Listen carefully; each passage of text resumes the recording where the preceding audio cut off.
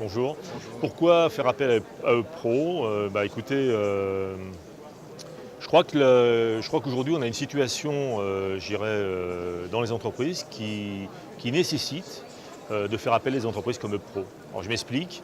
Heu, il y a une évolution depuis plusieurs années, voire plusieurs décennies et qui continue, et qui a trait à la pression liée à la pression concurrentielle et au marché, au niveau national, au niveau international, à la capacité pour les entreprises de devoir s'adapter à cette pression concurrentielle, donc en restructurant, en changeant les organisations, en injectant des projets nouveaux régulièrement dans l'entreprise pour en améliorer les performances, que ce soit au niveau commercial, industriel, social, RH, etc., enfin dans tous les domaines.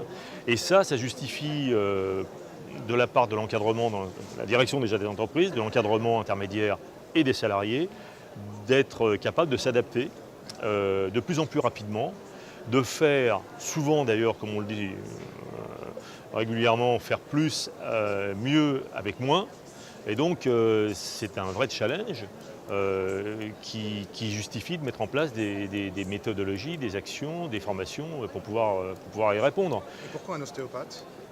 Pourquoi un ostéopathe? Parce que je pense que là, on est dans un domaine qui touche à la compréhension des mécanismes. Mmh. Euh, on n'est pas dans le médical. Le médical, c'est plutôt de traiter les conséquences, c'est pas de comprendre les causes. Là, on est sur une anticipation.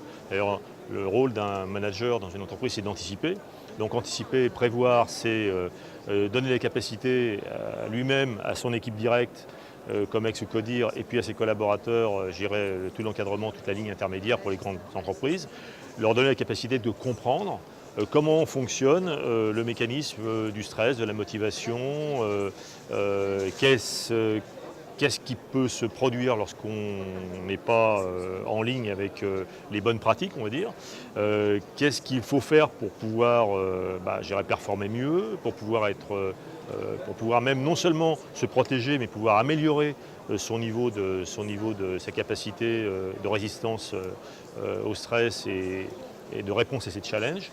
Tout ça, c'est de l'anticipation. Je pense que là, l'ostéopathie pas spécifiquement, mais la formation de Lionel, son approche, elle permet justement de pouvoir comprendre comment tout ça fonctionne et donc de pouvoir motiver les gens autour de cette compréhension et de rendre en fait lisible Mmh. euh, le mécanisme qui va les conduire soit à perdre le contrôle, soit à être plus performants et donc mieux dans leur peau et finalement de répondre aux objectifs des actionnaires et les objectifs de l'entreprise qui est d'avoir plus de performance financière au final ou compétitive sur ces marchés. Tu évoquais, donc là, toi, tu diriges une entreprise de 4500 personnes. On commence par où? Par les agents d'exécution? Par le management? Par le COMEX?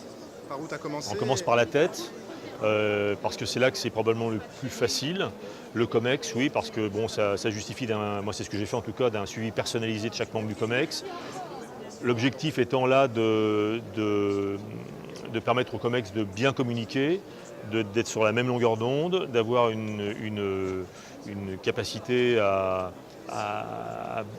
prendre de la distance par rapport à la pression qu'il reçoit, parce que la pression sur un COMEX est très très forte, hein, je l'ai expliqué tout à l'heure. Ça c'est plus facile probablement à mettre en place. Et puis ensuite, c'est le niveau management intermédiaire. Alors management intermédiaire, c'est relativement large, ça va du cadre moyen, l'agent de maîtrise, mais on peut descendre jusqu'à l'agent de maîtrise, jusqu'au cadre de direction, direction d'un centre, direction d'une usine. Donc ce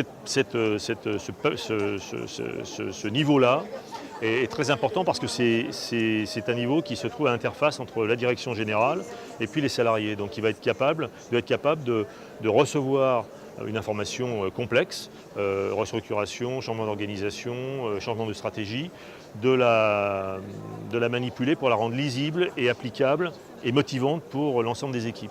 Ça, donc, pour une boîte que de 4500 personnes, ça représente combien de personnes? Ça représente, en l'occurrence, moi dans l'entreprise que je dirigeais, ça représentait 140 personnes. Et on les sensibilise comment? C'est une journée d'information, 1 heure de conférence? Sur quelle durée? Comment on fait? Alors il faut donner, je pense, il faut donner une impulsion forte au départ, c'est d'intégrer ça dans un séminaire par exemple, ou dans un séminaire dédié, ou alors dans un séminaire je dirais régulier, d'intégrer un module, mais suffisamment important pour qu'on déclenche l'intérêt. Et puis après, une fois que l'intérêt est déclenché, de suivre de manière régulière. Je pense que la régularité est très importante pour qu'on agisse sur le long cours, de suivre d'une manière régulière, je dirais, les avancées, les résultats, de communiquer autour des performances nouvellement acquises pour certains des collaborateurs, mais encore une fois, de l'inscrire dans un contexte de régularité. D'ailleurs, à ce titre, je pense que de la même façon que la sécurité a pris sur les 15 dernières années beaucoup d'importance dans les entreprises, dans les grands groupes en particulier, à tel point que le KPI sécurité est utilisé comme un KPI d'information pour les marchés sur la bonne santé de l'entreprise, je dirais le climat social, la performance de l'entreprise. On regarde la sécurité, le KPI sécurité comme un indicateur fort. On peut imaginer que dans quelques temps, le bien-être au travail, la santé des salariés, soit considéré également comme un KPI prioritaire.